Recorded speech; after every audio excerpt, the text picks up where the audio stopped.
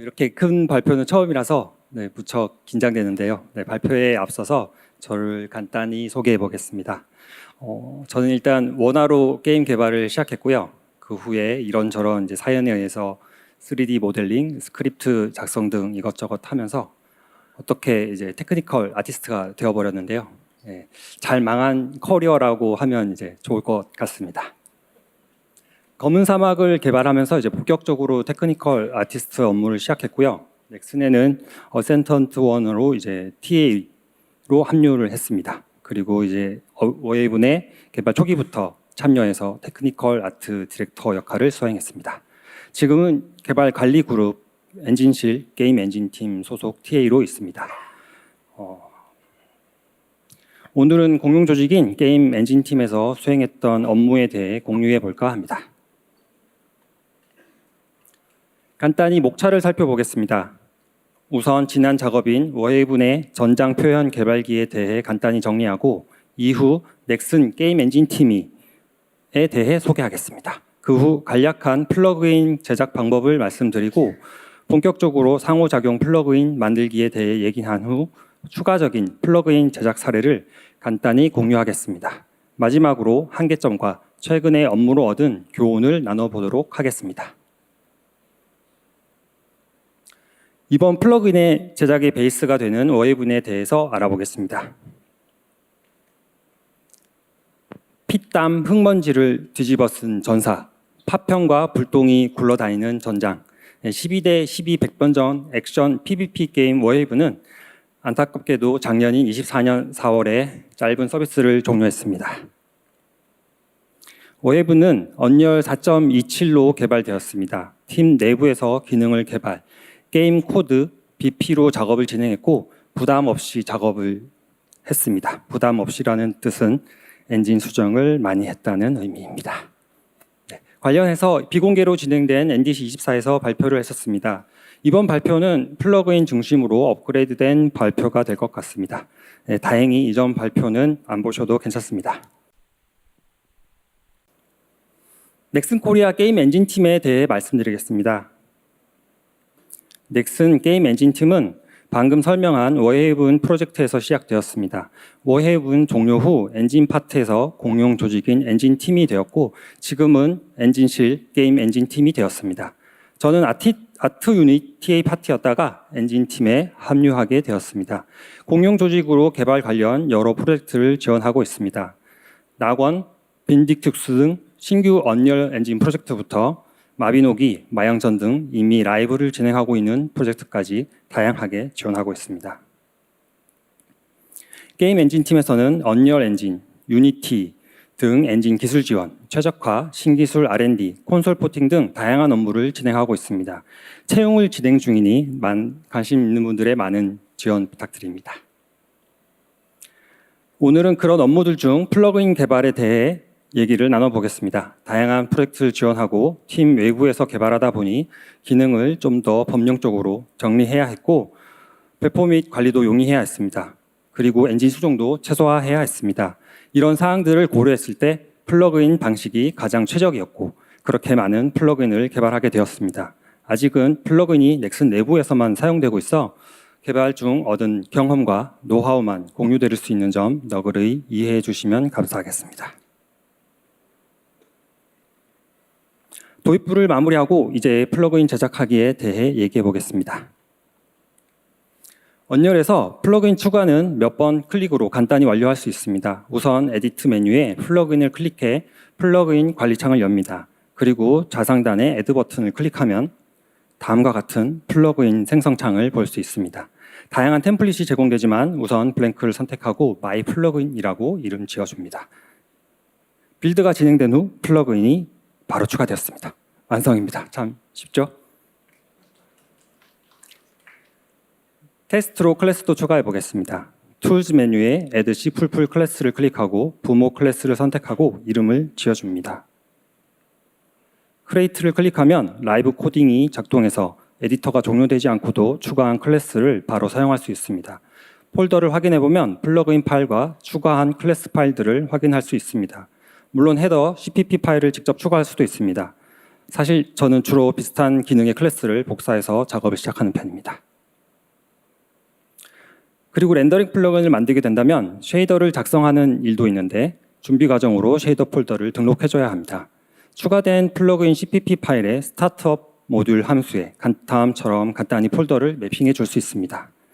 아래 쉐어드 버전의 경우 컴퓨트 쉐이더 제작 시 스트럭스나 함수 등을 CPP 코드와 공유하기 위해 사용할 수 있습니다. 참고로 나이아가라 플러그인에서 활용 예를 보실 수 있습니다. 기본적인 준비가 다 되었습니다. 이제 실제 작업을 살펴보겠습니다. 언열에는 엔진 수정 없이 렌더링을 확장할 수 있는 각종 기능들을 제공하고 있습니다. 특정 위치에 렌더 패스를 추가하거나 렌더링 데이터를 가공하는 등 다양한 작업을 할 수 있습니다. 그리고 무엇보다 좋은 점은 엔진의 기본 기능들 중 많은 부분이 이미 플러그인으로 개발되어 있어 참고할 수 있는 샘플이 많다는 점입니다. 복붙하면 플러그인 하나 뚝딱 완성입니다. 참 쉽죠? 플러그인 제작에 활용할 수 있는 렌더링 기능들 중 상호작용 플러그인 제작에 사용된 두 가지 기능을 우선 살펴보겠습니다. 우선 씬뷰 익스텐션입니다. 해당 기능을 원하는 위치에 렌더링 패스를 추가할 수 있습니다. 물론 렌더링 패스 추가가 아닌 아무런 코드나 추가해도 상관은 없습니다만 그러실 필요는 없겠죠.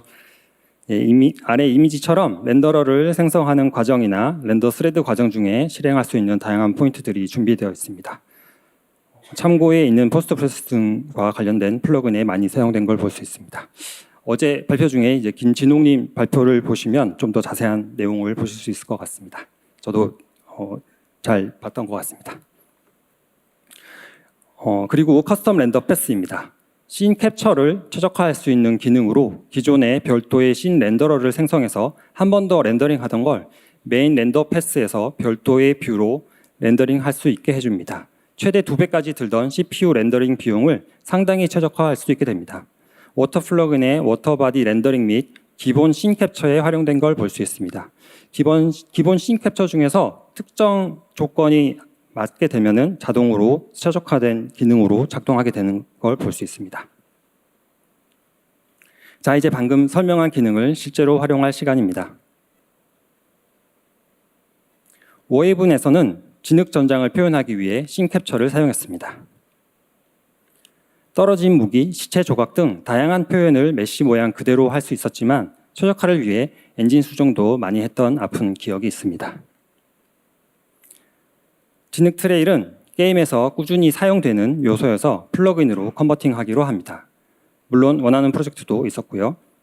블루프린트도 최적화 및 유지 보수를 위해 다 코드로 정리할 예정입니다. 문제는 엔진 수정이어서 처음엔 다른 플러그인처럼 나이아가라 등을 이용한 단순한 모양만 사용하는 업데이트 방식을 고려했습니다. 뭔가 방법이 없을까 여기저기 살펴보다 5.4 버전에 새롭게 추가된 커스텀 렌더 패스를 발견합니다. 이거면 될 것 같습니다. 우선 트레일 렌더러의 작동 방식에 대해 알아보겠습니다. 바닥에서 위로 보는 직교 투영 뷰로 캐릭터의 뎁스를 캡처합니다. 지형 렌더링 시 캡처된 뎁스와 비교해서 트레일을 렌더링 해줍니다. 다양한 튜토리얼에서 볼 수 있는 익숙한 방식입니다. 추가로 캡처한 뎁스를 보존해서 좀 더 넓은 영역을 커버할 수 있게 구성했습니다. 이미지를 보면 가운데 주황색의 캡처 타겟이 있고 그리드 형태의 빨간 캐시 타겟이 있습니다. 멀리 파란 영역은 캐시가 아직 생성되지 않은 영역입니다. 그리고 마지막으로 실제 렌더링에 사용되는 흰색 타겟이 있습니다. 좀 더 자세히 살펴보겠습니다. 우선 카메라 주위로 주황색 영역을 캡처합니다. 그리고 빨간색 그리드 캐시 타겟에 머지합니다. 경계선에 겹칠 수 있으므로 한 장에서 최대 4장까지 업데이트합니다. 멀리 갔다가 돌아와도 캐시 타겟이 유지되어 넓은 영역을 커버할 수 있게 됩니다. 마지막으로 다시 최종 타겟에 캐시 타겟을 합쳐줍니다. 캡처와 달리 화면에 보이는 영역만 커버하면 되므로 카메라 방향으로 살짝 옵셋을 주면 좀 더 먼 거리까지 효과를 적용할 수 있습니다. 이제 실제 구현할 요소들에 대해 알아보겠습니다. 기본 틀이 될 월드 서브 시스템과 씬뷰 익스텐션의 조합입니다. 해당 조합은 렌더링 플러그인 제작에서 자주 보이는 구성 방식입니다. 월드 서브 시스템이 생성되면 씬뷰 익스텐션을 생성해서 등록합니다. 그리고 렌더 타겟을 로딩하고 렌더링할 컴포넌트도 관리하게 할 예정입니다. 생성한 씬뷰 익스텐션은 매 프레임에 자동으로 실행됩니다. 커스텀 렌더 패스 추가 및 위치 정보 등의 업데이트 역할을 수행합니다. 우선 월드 서브 시스템에 대해 자세히 알아보겠습니다. should create 서브 시스템 함수를 구현해서 dedicate 서버처럼 렌더링이 필요 없을 때는 생성을 제외해야 합니다. does support world type 함수를 구현하면 플레이 중이 아닌 에디터 상태나 썸네일 렌더러 등도 제외할 수 있습니다. 이렇게 하면 게임 플레이를 시작할 때 클라이언트에 자동으로 서브 스팀이 생성되어 사용할 수 있는 상태가 됩니다. 생성 시에는 렌더 타겟 에셋을 로드합니다. 캡처하는 텍스처, 결과 텍스처, 캡처 위치 등이 기록될 정보 텍스처이고 매트리얼에서 사용하기 좋도록 에셋 형태로 포함시켰습니다. 씬뷰 익스텐션도 생성합니다. 간단히 적어두었는데 자세한 코드는 다른 플러그인을 참고하시면 될 것 같습니다. 그런데 아까 편의를 위해 추가한 렌더 타겟은 에셋이다 보니 단점도 생깁니다. 에디터에서 멀티플레이 테스트를 하면 여러 클라이언트에서 같은 에셋을 업데이트하는 현상이 발생합니다. 에디터 아이디를 체크해서 첫 번째 월드에서만 렌더링 하도록 우회해줬습니다. 이제 렌더링할 컴포넌트를 추가, 제거하는 함수를 작성합니다. 컴포넌트는 위크 포인트로 관리합니다. 파괴를 방지하지 않고 유효한지 검사를 할 수 있어 유용합니다. 등록한 컴포넌트는 두 가지 타입으로 관리합니다. 퍼시스턴트 트레일 컴포넌트는 캐릭터 등 계속 유지되는 타입으로 보통 액터 생성 시 추가하고 거리 순으로 정렬해서 렌더링합니다. 템포럴 트레일 컴포넌트는 폭발, 시체 등 일시적으로 유지되는 타입으로 액션 발생 시 보일 때만 추가해서 최신 순으로 렌더링하고 많아지면 오래된 것을 제거합니다. 이제 실제 렌더링에 관련된 씬뷰 익스텐션에 대해 알아보겠습니다. 매 프레임 렌더러에서 작성한 함수를 호출해 줍니다. 월드 서브 시스템에서 렌더링할 컴포넌트를 받아서 커스텀 렌더 패스를 추가합니다. 그리고 렌더링 시 위치 등의 정보를 텍스처에 업데이트하는 역할을 하게 됩니다. 해당 정보는 머티리얼에서 결과를 샘플링할 때 활용하게 됩니다. 이전에는 머티리얼 파라미터 컬렉션을 활용했는데 해당 기능의 경우 한 머티리얼당 최대 2개까지 사용할 수 있어 렌더 타겟으로 변경하게 되었습니다. 이미 프로젝트에서 머티리얼 파라미터 컬렉션을 사용하는 경우에 이거를 추가로 사용하게 해야 되면 뭔가를 이제 제거해야 되기 때문에 이런 제약사항에서 벗어나기 위해서 해당 렌더 타겟 형태로 변경하게 되었습니다. 이번에는 실제 캡처를 담당할 커스텀 렌더 패스의 추가 과정을 살펴보겠습니다. 우선 추가할 포인트를 잡아야 하는데 다른 플러그인을 참고하거나 실제 코드가 호출되는 것을 확인합니다. 저는 실제 추가된 커스텀 렌더 패스가 사용되기 직전인 Begin Render View Family에서 추가 작업을 진행했습니다. 씬 캡처에서 Also View를 생성하는 걸 참고해서 바닥에서 위로 보는 직교 투영 뷰로 씬 데스 아웃풋으로 캡처를 추가합니다. 월드 서브 시스템에서 가져온 컴포넌트 정보도 Show Only Frameds로 잘 추가해 줍니다. 캡처할 렌더 타겟 정보도 전달합니다. 해당 정보는 실제로는 클래스를 구현해서 전달해야 하는데 이 부분은 조금 있다가 다시 살펴볼 예정입니다. 추가한 커스텀 렌더 패스는 씬 렌더러에서 실행이 됩니다. 지금은 디퍼드 쉐이딩 렌더러를 기준으로 짧게 설명드리겠습니다. 우선 이닛뷰 단계를 거치면서 렌더링할 오브젝트를 준비하게 되는데 커스텀 렌더 패스의 뷰 정보는 all views에 포함이 되고 알아서 함께 처리합니다. 실제 렌더링되는 뷰는 기존에 있던 views로 구분됩니다. 캡처 코드는 렌더 프리패스 앤 벨로시티 직전에 실행이 되고 집버퍼에 렌더링한 후 지정한 렌더 타겟에 복사하게 됩니다. 아래 이미지는 캡처한 결과입니다. 흰색 구로 테스트를 진행했는데 동그랗게 렌더링된 걸 보실 수 있습니다.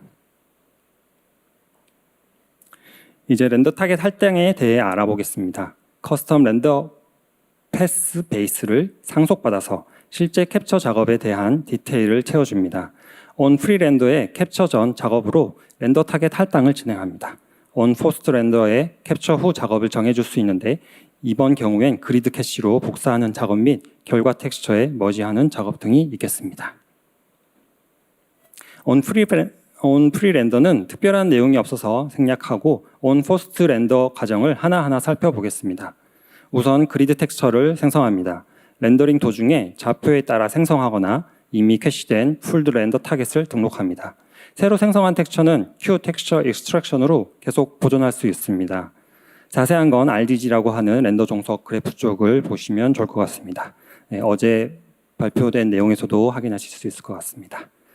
그리고 캡처한 텍스처를 캐시 타겟마다 겹치는 뷰 렉트를 계산해서 민 블렌드로 이전 결과물과 합쳐줍니다. 바닥에서 찍은 뎁스이므로 더 많이 파인 픽셀이 더 작은 값이 됩니다. 저의 경우는 add draw screen pass를 사용했습니다. 이미지는 4칸의 그리드에 주황색 캡처 영역이 합쳐지는 모습입니다. 굵은 흰 선은 테스트한 구가 왔다 갔다 하는 모습이고 작은 선들은 캐릭터가 뛰어다니는 결과물입니다.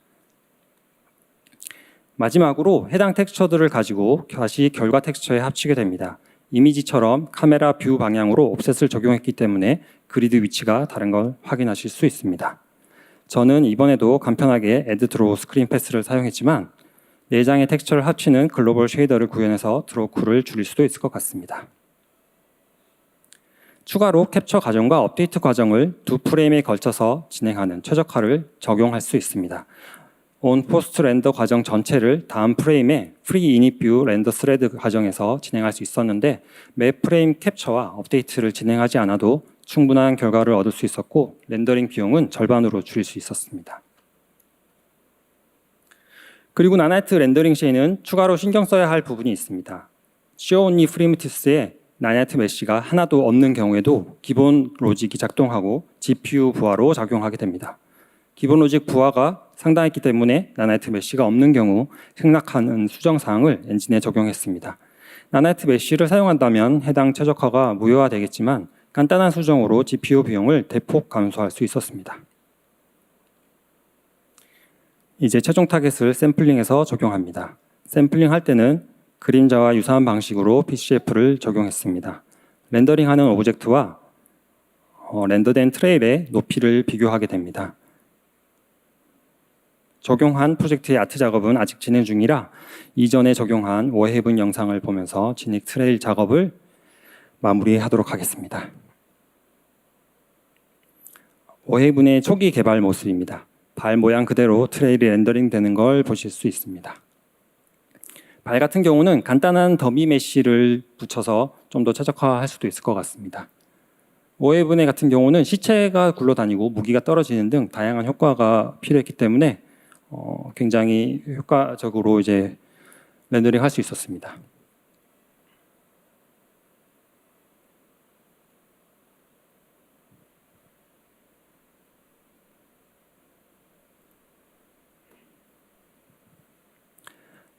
이제 추가적인 상호작용 시뮬레이션에 대해 알아보겠습니다. 워헤븐에서는 씬캡처에 파티클을 함께 렌더링했습니다. 진흙 트레일은 알파 채널에 뎁스로 렌더링하고 RGB 채널에는 반투명 파티클로 상호작용의 방향과 강도를 렌더링합니다. 씬캡처 하나로 렌더링해서 부하를 줄일 수 있었지만 여전히 최적화가 필요합니다. 파티클의 강도 등 애니메이션으로 모양을 하나하나 직접 만들어줬는데 아트적인 커스텀을 장점으로 생각할 수도 있지만 실제로는 작업 부하만 되었습니다. 그리고 사실 작업을 해서 이펙트 팀에다 넘기고 싶었지만 결국은 모든 작업을 제가 하게 되었습니다. 다른 좋은 방법은 없을까 고민하던 중 캡처한 뎁스 텍스처를 그대로 활용할 수는 없을까라는 생각을 하게 됩니다. 나야가라로 상호작용 시뮬레이션 등을 하는 플러그인들이 있는데 보통 액터의 위치 정보 등을 어레이로 넘기게 됩니다.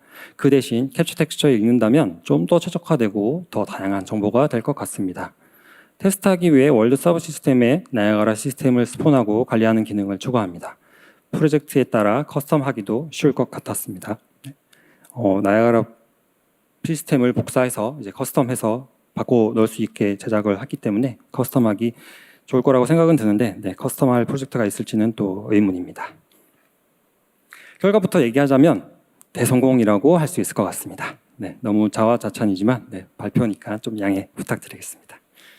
이전 방식보다 간편하고 빠르고 퀄리티도 좋았습니다. 그럼 물결 및 식생 상호작용 구현 과정을 하나씩 살펴보도록 하겠습니다. 우선 물결 상호작용입니다. 에미터 하나로 구성되어 있고 그리드 2D 컬렉션으로 시뮬레이션 스테이지를 업데이트해서 물결을 생성합니다.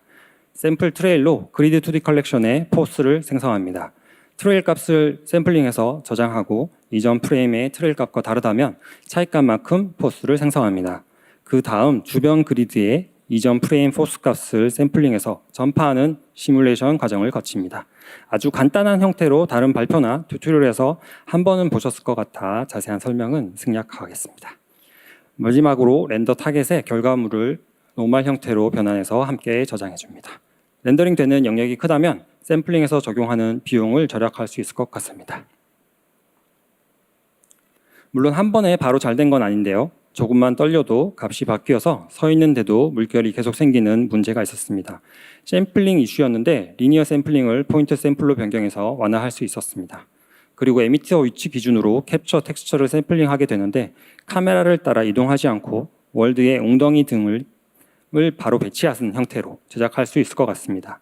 볼 때만 업데이트를 할 수 있다거나 엉덩이마다 파라미터를 다르게 설정할 수 있는 등의 장점이 있는데 레벨의 특성에 따라 선택하면 될 것 같습니다. 네, 결과물 보도록 하겠습니다. 위에서 커스텀 렌더 패스에서 캡처할 때 봤던 흰색 구가 바로 이 녀석이고요. 나중에 조금 더 등장할 테니까 더 보도록 하겠습니다. 이제 식생 상호작용입니다. 동일하게 그리드 2D 컬렉션을 사용하고요. 비슷하게 이전 프레임과 비교해서 포스를 생성합니다. 그리고 주변의 포스 크기를 비교해서 노멀과 비슷하게 방향값으로 변환할 수 있는데 값이 커지는 경우에만 적용을 해서 방향성을 확실히 할 수 있었습니다. 동시에 흔들리는 사인 애니메이션을 위해서 애니 타이머 수치를 리셋해 줍니다. 이번에는 시뮬레이션에 특별한 건 없고 포스를 꾸준히 감소시켜 주기만 했습니다. 마지막으로 렌더 타겟의 결과값을 렌더링합니다. 몇 가지 구체적인 구현을 더 보겠습니다. 사인 애니메이션을 구현하기 위해 포스가 생성되는 시점, 즉 값이 커질 때만 타이머를 리셋합니다. 해당 값에 매 프레임 델타 타임을 더해줍니다. 머티리얼에서는 해당 값을 시간으로 사용해서 사인 애니메이션을 적용해줬습니다. 그리고 모션 블러가 이상해지는 현상도 있었는데요. 렌더 타겟에서 값을 가져오기 때문에 이전 프레임 값을 계산할 수 없으므로 벨로시티가 이상해졌던 게 원인이었습니다. 이전 값을 렌더 타겟에 함께 기록하는 방법으로 간단히 해결할 수 있었습니다. 왔다 갔다 하다 보면 가끔 식생이 튀는 현상도 있었습니다. 렌더링 정보 등을 업데이트하는 부분과 나야가를 업데이트하는 부분, 실제 값을 사용하는 부분 등의 순서가 정리되지 않아서 발생하는 현상이었습니다. 사용하는 위치에 맞춰서 렌더링 정보를 미리 업데이트해서 해결할 수 있었습니다. 깜빡하고 렌더 스레드에서 게임 스레드의 값을 그냥 사용한 적도 있었습니다. 인큐로 제대로 복사해서 사용하면 제대로 된 값을 쓸 수 있습니다. 이제 폴리지 인터랙션 결과를 영상으로 보겠습니다. 다시 등장한 테스트용 구고요. 이번에는 3총사가 모두 모여 있습니다. 잔디에 사인 애니메이션이 잘 적용된 걸 볼 수 있었고요. 바닥에 디버그 렌더링된 셀을 보면 RG 값은 방향을 뜻하고요. B 값은 타이머 값을 뒤집어 놓은 형태입니다. 원래는 계속 증가하는 값이고요. 상호작용 플러그인 제작 과정 결론입니다. 이전 작업을 플러그인으로 잘 정리했고 기능은 업그레이드 시키고 최적화도 이전 이상으로 마무리할 수 있었습니다. 선택적으로 나나트 메쉬 렌더링을 제외하면 10배 이상 빠른 결과물도 보여줬습니다. 물론 상호작용 오브젝트가 많을 때는 이것보다는 효율이 떨어지기 시작합니다. 하지만 플러그인을 만들다 보니 다른 이슈가 있었습니다. 피벗마다 인터랙션을 적용하니 식생 WPO 비용이 업데이트 비용이 너무 큽니다. 또 다시 아이디어를 짜내야 할 타이밍입니다. 다음으로는 식생 WPO 최적화 등 게임 엔진 팀의 다른 플러그인 제작 사례를 간략히 살펴보겠습니다. 트레일 렌더러 외에도 게임 엔진 팀에서는 다양한 상호작용 표현을 위한 플러그인을 개발해 왔습니다. 이번에는 그중 일부를 간단히 소개해 드릴 텐데요. 여러분이 새로운 작업 아이디어를 떠올리는 데 도움이 되길 기대해 보겠습니다. 하나씩 살펴보겠습니다. 방금 얘기한 식생 최적화 다이나믹 커스텀 데이터 플러그인입니다. 2024 GDC의 아크 발표를 보고 제작하게 되었고 버텍스당 계산하던 피벗 페인터 연산을 텍스처 기준으로 미리 계산해서 최적화하는 솔루션입니다. 씬 익스텐션, 씬 뷰, 씬 유니폼 버퍼, 머티리얼 커스텀 아웃풋 등이 활용되었습니다. 모두 새로운 내용이네요. 하나씩 간단히 짚고 넘어가겠습니다. 우선 씬 익스텐션입니다. 씬뷰 익스텐션과 비슷한 이름이지만 많이 다른 녀석입니다. 씬 업데이트가 발생하면 조건을 체크해서 맞는 프리미티브를 리스트업합니다. 그리고 그 리스트를 가지고 프리미티브 데이터를 업데이트하는 작업을 수행합니다. 보통 업데이트된 데이터는 씬 유니폼 버퍼로 등록해서 렌더링 시 활용할 수 있습니다. 엔진에는 스플라인 메시 파라미터 업데이트, 나나이트 스키닝 정보 업데이트, 메시 페인트 텍스처 업데이트 등 다양한 구현이 있습니다. 참고하시면 뭔가 다양한 아이디어의 원천이 되지 않을까 생각합니다. 다음으로는 머티리얼 커스텀 아웃풋을 살펴보겠습니다. 커스텀 아웃풋 노드를 만들면 머티리얼을 활용해서 별도의 추가 쉐이더를 만들 수 있습니다. 머티리얼 내부에서 노드 구성을 그대로 활용하니 작업 편의성이 굉장히 좋다고 할 수 있습니다. 작성한 노드는 커스텀으로 작성된 머티리얼 쉐이더에서 활용할 수 있고 필요한 경우 컴퓨트 쉐이더로 작성하는 것도 가능합니다. 이제 다시 다이나믹 커스텀 데이터로 알아보겠습니다. 씬 익스텐션으로 오브젝트 리스트를 생성합니다. 프리미티브가 씬에 추가되면 커스텀 아웃풋 노드가 포함된 머티리얼을 사용하는지 검사해서 추가합니다. 그리고 커스텀 아웃풋 노드로 생성된 컴퓨트 쉐이드를 실행해서 피봇 페인터 텍스처를 업데이트합니다. 업데이트한 결과는 씬 유니폼 버퍼에 등록합니다. 식생 렌더링 시 머티리얼에서 씬 유니폼 버퍼 값을 로드해서 적용합니다. 참고로 결과 값은 하나의 버퍼이다 보니 프리미티브 ID 값을 활용해서 인덱싱하게 됩니다. 피벗 페인팅 펄리지에 적용했을 때 쉐이더 인스트럭션 기준 절반 정도로 최적화가 가능했습니다. 물론 프로그램도 당연히 빨라졌고요. 이전 피벗 페인터의 경우에 한 4,000 정도가 나왔고요. 이게 최적화한 버전 같은 경우는 2,000대로 줄었습니다. 이미지를 보시면은 왼쪽에 있는 게 커스텀 아웃풋 노드로 작성한 머티리얼의 가장 심플한 예시이고요. 오른쪽에는 그 같은 머티리얼 내에서 활용하는 것을 확인하실 수 있습니다. 업데이트된 텍스처는 대충 이런 느낌입니다. 네. 어제 발표되었었지만 네, 곧 나나이트 폴리지가 네, 출시하죠. 네, 저도 기쁩니다. 이번엔 볼륨 데칼 방식의 레벨 페인팅 솔루션인 월드 페인트에 대해 말씀드리겠습니다. 초기 나나이트는 레벨 페인팅을 지원하지 않았습니다. 해당 문제점을 해결하기 위해 개발되었지만 지금은 네, 나나이트 메쉬 페인트가 네, 출시되어서 또 네, 낙동강 오리알 신세가 이제 되기 직전이었는데 네, 프로젝트에서 조금이나마 장점을 좋게 봐주셔서 아직도 활용되고 있습니다. 이 자리를 빌려서 감사의 말씀을 전합니다. 해당 기능은 2024 GDC의 스파이더맨 발표를 참고해서 제작하였고요. 구현 내용은 언리얼 디버퍼와도 유사해서 뎁스패스 후에 작동합니다. 그리고 그렇기 때문에 WPO 등 디스플레이스먼트에는 사용할 수 없는 단점이 있습니다. 사용한 기능은 상호작용 플러그인과 유사하게 월드 서버 시스템, 씬뷰 익스텐션을 기본 구조로 글로벌 쉐이더, 씬 유니폼 버퍼 등이 추가 활용되었습니다. 구성을 좀 더 자세히 살펴보겠습니다. 월드 페인트 데칼 컴포넌트를 레벨에 배치하고 페인팅합니다. 페인팅 데이터는 레벨 인스턴스 데이터로 저장됩니다. 데칼 생성 시 월드 서버 시스템에 등록되는데 이런 작동 방식은 기본 데칼 컴포넌트를 참고해서 제작했습니다. 씬뷰 익스텐션에서 등록된 데칼을 글로벌 쉐이더로 렌더링합니다. 렌더링 텍스처를 볼륨 데칼로 렌더링하는 간단한 쉐이더입니다. 렌더링된 스크린 텍스처는 씬 유니폼 버퍼에 등록되고 머티리얼에서 로드해서 머티리얼 블렌딩에 활용합니다. 데칼 컴포넌트 페인팅 툴은 기존 메쉬 페인트 툴을 참고해서 제작했습니다. 네, 개발적인 프로젝트에 적용된 결과물입니다. 네. 마지막으로 데칼 텍스처 렌더링에 대해 설명하겠습니다. 렌더 투 타겟 방식의 캐릭터 데칼 렌더링 솔루션입니다. 워헤이븐에는 씬 캡처를 활용해서 제작을 했는데 네, 비용이 너무 높았습니다. 나중에는 이제 씬 캡처 얘기만 나오면 이제 치를 떨면서 괴로워했던 기억이 있습니다. 네, 그래서 이번에는 직접 렌더링하는 방식으로 구현했습니다. 다만 아직 완벽히 구현하지는 못해서 나나이트 메쉬는 렌더링할 수 없는 치명적인 단점이 있습니다. 네, 씬 캡처 버전을 두고 추가로 이제 만들어야 하나 걱정이 있지만 네, 커스텀 렌더 패스가 있어서 괜찮지 않을까 네, 생각하고 있습니다. 그 와중에 네, 5.6에 또 머티리얼 캐싱이라는 새로운 기능이 네, 들어갔더라고요. 네, 이것도 네, 즐겁습니다. 네.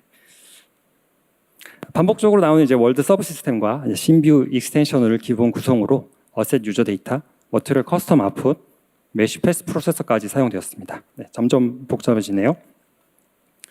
네, 우선 월드 시스템의 컴포넌트를 기준으로 데칼 렌더링을 요청합니다. 렌더 타겟을 생성해서 컴포넌트의 에셋 유저 데이터에서 관리하도록 합니다. 씬뷰 익스텐션에서 해당 요청 목록을 렌더링합니다. 커스텀 아웃풋으로 만들어진 메쉬 매터리얼 쉐이더로 심플 메쉬 패스를 추가합니다. 앞에서 얘기한 메쉬 패스 프로세서가 이때 활용됩니다. 네, 그럼 렌더링 결과물을 살펴보도록 하겠습니다. 네, 다리 쪽에는 진흙을 렌더링하고 있고요. 피격에 따라서 이제 피 표현을 추가해줬습니다. 어깨 쪽을 보시면 아까 새빨갛던 삐가 이제 시간이 지나면서 검게 마르는 표현을 보실 수 있습니다. 다리에 있는 진흙은 이제 계속 먹고 있기 때문에 아직 마르지 않고요. 몸통에 있는 피도 말라서 까매진 걸 보실 수 있습니다. 이제 드디어 끝입니다. 네, 한계점에 대해 얘기해 보겠습니다. 우선은 엔진 업데이트일 것 같습니다. 네, 튜닝의 끝은 순정이라고 이번 발표 중에도 아주 기뻤던 순간이 몇 번 있었죠. 새로운 버전이 나올 때면 항상 기쁨과 공포를 맞이할 수 있습니다. 물론 이런 기능들이 언제 나올지 알 수 없으니 급하면 만들어질 수밖에 없겠죠. 엔진 수정을 되도록 피해보려고 했지만 항상 피할 수는 없었습니다. 언열에서 제작된 플러그인에도 머티리얼 쉐이더 파라미터 등은 엔진 코드와 이별하지 못한 걸 볼 수 있었는데요. 새로운 쉐이더를 추가할 일이 있다면 항상 걸림돌이 되었습니다. 아직은 잘 사용하지 않는 기능을 빌려 쓰는 식으로 오해하고 있지만 깔끔한 해결책은 아닙니다. 여기 이미지 보시는 것처럼 누가 어느 프로젝트에서 라이다 포인트 클라우드를 우리는 쓰겠다 이렇게 말하면 저한테는 또 다른 기쁨이 찾아오겠죠. 기본 플러그인은 항상 좋은 시작점이 됩니다. 새로운 플러그인에 대해 좋은 아이디어를 제공합니다. 이미 제작한 플러그인에 새로운 기능을 더할 수 있고 좀 더 최적화를 할 수 있습니다. 이전 엔진 어페어업은 언제나 소중합니다. 이전에는 할 수 없었던 것들을 쉽게 할 수 있는 통로가 생겼을 수도 있습니다. 벌써부터 5.7 버전이 이제 기대가 됩니다. 언리얼 엔진의 지속적인 발전이 앞으로 어떤 새로운 기능을 열어줄지 기대하며 발표를 마치겠습니다. 감사합니다.